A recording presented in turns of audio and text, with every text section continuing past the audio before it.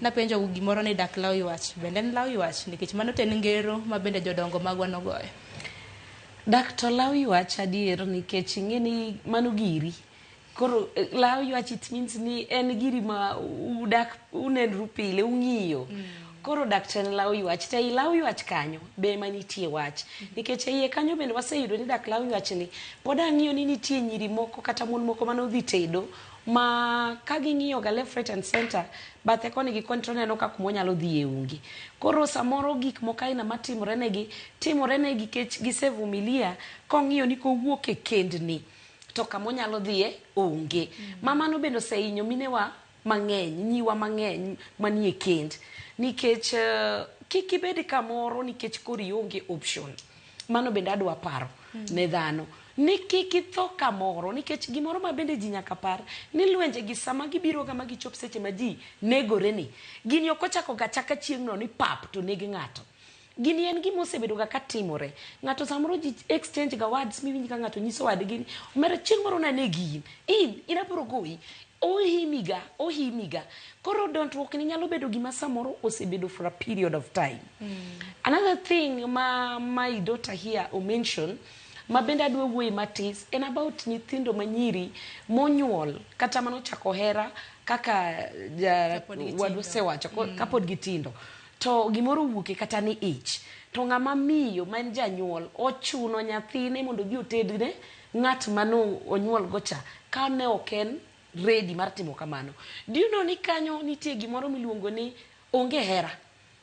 Ng'ato chuno nyathicha gi gima ne oken tayari. Dichuo cha samoro dhi bedo ni ok ohero nyako cha. Kech nitie hera moro ma ji timo blindly kapod ji tindo. Ok ne ging'eyo ni onyalo end up to marriage. Idhi chune gi gini ng'ani dhi bet ka ng'ani ok odwaga nyako ni from the one. En gi bitterness ma gimoro moro ma nyako ni otimo ne en gen. Omera in bok nonego bina kendi gun wi mano chuna kodi. Chuna kodi kata ogamni.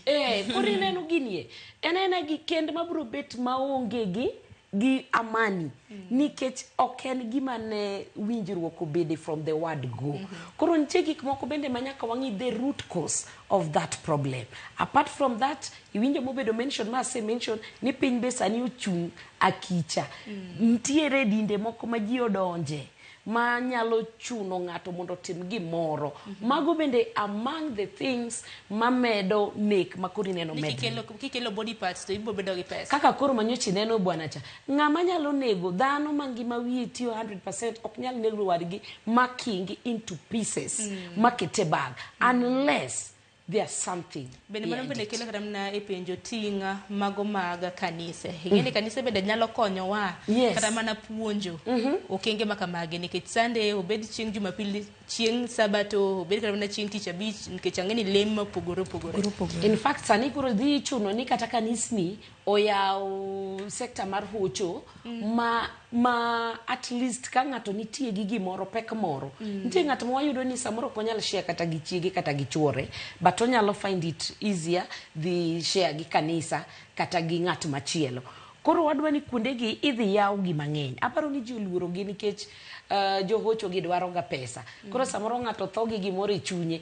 Adwa nyiso ana ka ung'eya kaka ung'eya Jackie ahero go koke social media nikech mae gima winjo ga katimo to mora nikech ang'eyo ne chiedh nadi ywa koda mudulak maka kona kacha ni ng'eny e piny tatemo ga hoyo dhano to moloyo duto yath madwa miyou ng'eyo wach Nyasaye somo ga muma